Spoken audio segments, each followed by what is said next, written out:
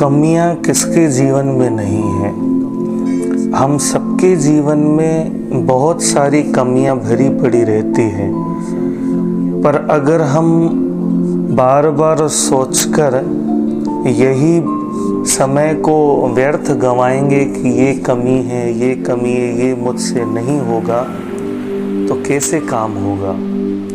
हमारे जीवन में हमें परमात्मा ने इतनी शक्ति दी है कि हम हर एक कमी को दूर कर सकते हैं। हम प्रबल हैं, निर्बल नहीं। और इसी को चलते हम अपनी सारी कमियां दूर कर सकते हैं। बहुत समय पहले की बात है, किसी गांव में एक किसान रहता था। वह रोज भोर में उठकर दूर झरनों से स्वच्छ पानी भर के ले आया करता था। इस काम के लिए बड़े मटके, बड़े घड़े उसने ले लिए थे, जिन्हें वो डंडे में बांधकर अपने कंधे पर दोनों ओर लटका लेता था। उनमें से एक घड़ा कहीं से फूट गया था और दूसरा एकदम सही। इस वजह से रोज घर पहुंचते पहुंचते किसान के पास 1.5 घड़ा ही पानी बच पाता था। ऐसा 2 सालों से चल रहा था। सही घड़े को इस बात का घमंड था कि वो पूरा का पूरा पानी घर पहुंचता है और उसके अंदर कोई कमी नहीं है। वहीं दूसरी तरफ फूटा घड़ा इस बात से शर्मिंदा होता रहता था कि आधा पानी ही घर तक पहुंच पाता है और किसान की मेहनत बेकार चली जाती है। फूटा घड़ा ये सब सोच समझकर परेशान रहने लगा। एक दिन उससे रहा नहीं गया।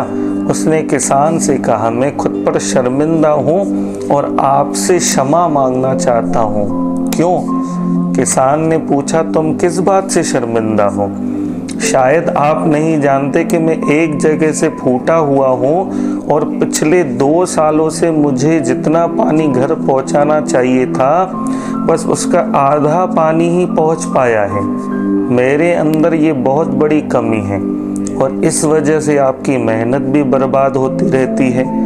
फूटे घड़े ने दुखी होकर कहा तो किसान को घड़े की बात सुनकर थोड़ा दुख हुआ और वह बोला, कोई बात नहीं, मैं चाहता हूँ आज लौटते वक्त तुम रास्ते में पड़ने वाले सुंदर फूलों को देखो।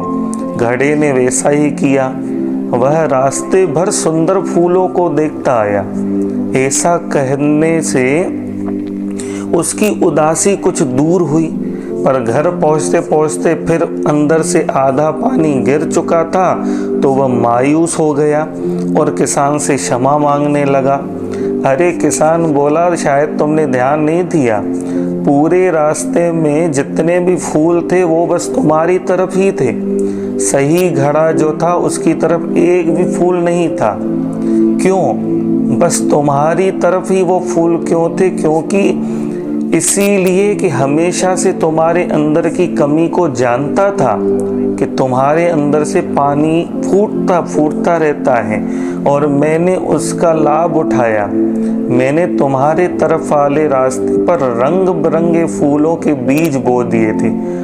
तुम रोज थोड़ा थोड़ा करके उन्हें सींचते रहे और पूरे रास्ते को इतना खूबसूरत बना दिया कि आज तुम्हारी वजह से ही मैं इन फूलों को भगवान को भी अर्पित कर पाता हूँ और अपना घर सुंदर बना पाता हूँ। तुम ही सोचो, अगर तुम जैसे हो वैसे नहीं होते तो भला ये कैसे सब कुछ कर पाता।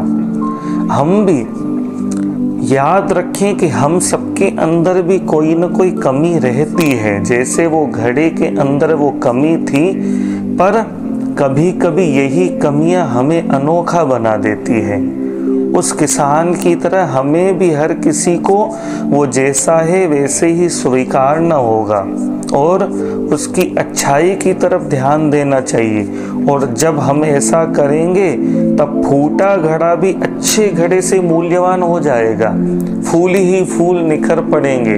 हम किसी की कमियां देखकर उसको कुछ बार बार किसी की कमियां देखकर हम उसको नीचे गिराने वाले बातें न कहें, हम आनंदित रहें और हमेशा ही जैसे किसान ने उस घड़े को कहा कि अपने तरफ तुम देखो कितने फूल तुमने महका दिए, तो अगर कोई कमी है तो हम भी अपने जीवन में फूल महकाना सीखें तो हमारा जीवन भी खिल उठेगा।